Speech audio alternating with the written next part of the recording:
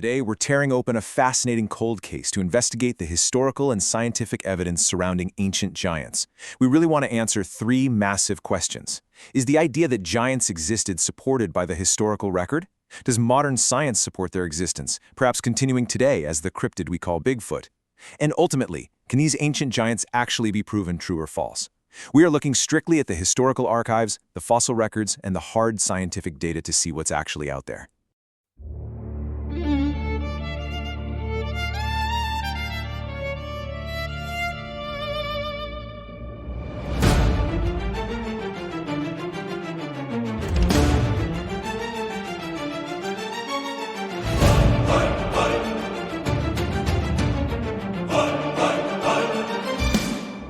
Right off the bat, let's look at a startling report that emerged from Fremont County, Iowa back in 1881. It detailed a massive skeleton unearthed at a depth of 14 feet. The historical report specifically notes the well-preserved teeth and concludes the remains belong to a giant at least 8 feet in height. It's everyday historical accounts exactly like this, buried in local archives all across North America, that really force us to ask, is there a grain of truth hiding beneath the soil? So here's our roadmap for today. 1. Myths of ancient giants. 2. Fossils and hybrid ancestors. 3. The modern Sasquatch connection. 4. Examining the physical evidence. And 5. Can giants be proven? Let's jump into Section 1, Myths of Ancient Giants, Folklore and the Historical Record. It's absolutely wild how ancient legends eerily parallel actual archaeological discoveries. Up in the Great Lakes region, Native American traditions have long spoken of the Anamiki, or Thunder People, beings who possessed incredible strength and immense size.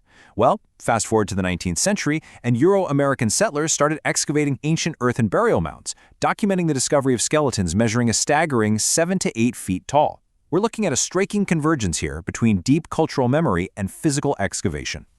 But as objective investigators, we've got to separate fact from fiction. When researchers dug into thousands of newspaper clippings from the 1800s, a pretty clear pattern emerged. Reports of skeletons around 7 to 8 feet tall were actually often corroborated by scientists and archaeologists of the era, especially from the Adena Mount sites.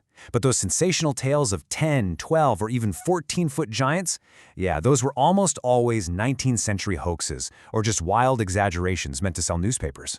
Honestly, the reality of a 7-foot elite class is fascinating enough without all the embellishment. Moving right along to Section 2, Fossils and Hybrid Ancestors, digging into the paleontology.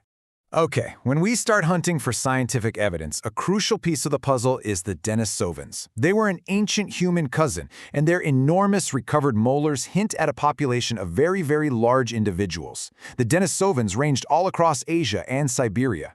Now, while we don't have complete skeletons just yet, the teeth recovered from Denisova Cave are exceptionally large compared to modern human populations.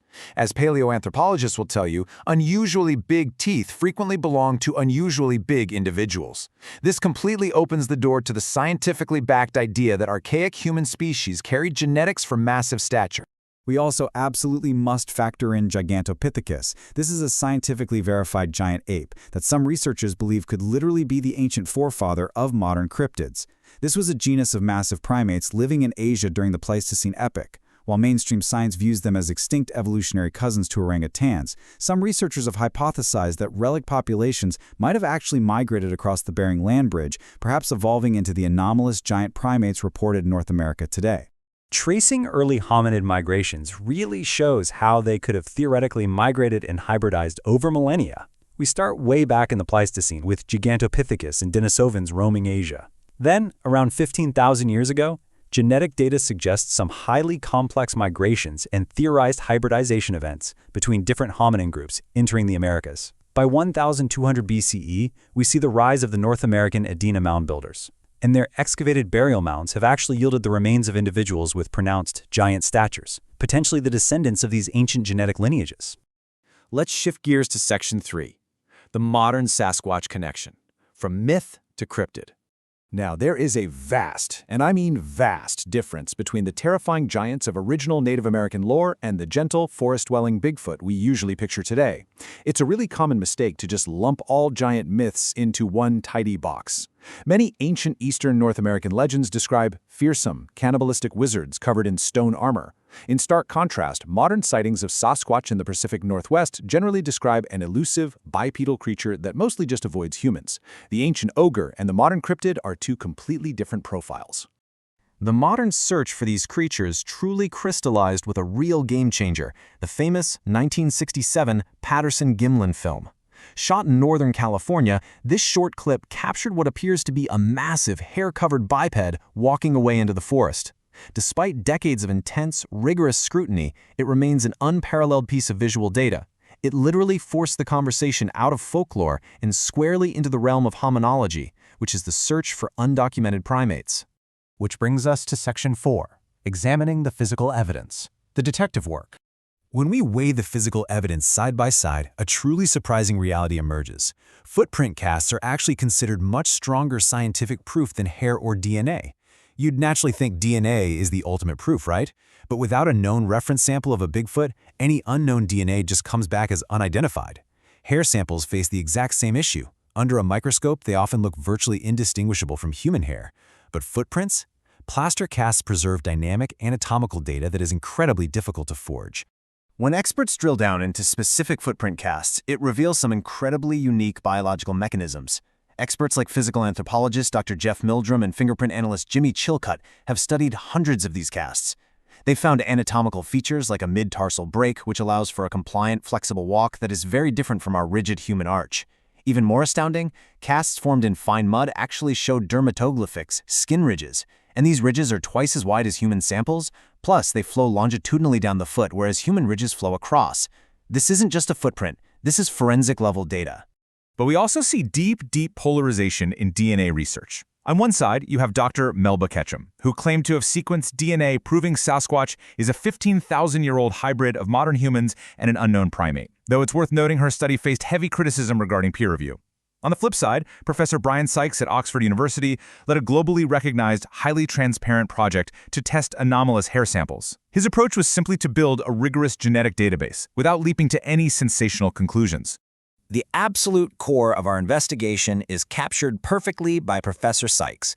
True science doesn't take sides, it simply examines the data without bias. As he put it, science doesn't accept or reject anything. All it does is examine the evidence, and that is what I'm doing. That is the exact lens through which we have to view the mystery of ancient giants. We can't just dismiss data because it's unusual, but we certainly cannot accept extraordinary claims without extraordinary proof. And finally, Section 5, Can Giants Be Proven? Verdicts and Unanswered Questions. The absolute truth of the matter is, without a verified biological specimen for reference, we remain strictly in the realm of compelling yet unconfirmed physical traces. Proving ancient giants existed historically is incredibly difficult today. Why? Because most authenticated indigenous skeletons held by institutions have rightfully been repatriated and reburied under the Native American Graves Protection and Repatriation Act. They just aren't available for modern DNA testing. And today, DNA testing of cryptid hair is inherently limited without a confirmed Bigfoot-type specimen to compare it to. Plaster footprint casts provide us with incredible biomechanical data, sure, but they just cannot replace a physical body. To wrap up this explainer, I want to leave you with a provocative thought. What unknown realities might still be hiding in the vastness of human history and out there in our uncharted forests? Are the giants of our past the fading echoes of massive Denisovan hybrids? Are they the ancestors of an undiscovered North American ape? Or are they simply powerful legends hiding in our collective memory? The evidence we've explored today shows us that the line between myth and reality is often much thinner than we think. So keep asking questions, keep examining the data, and stay curious.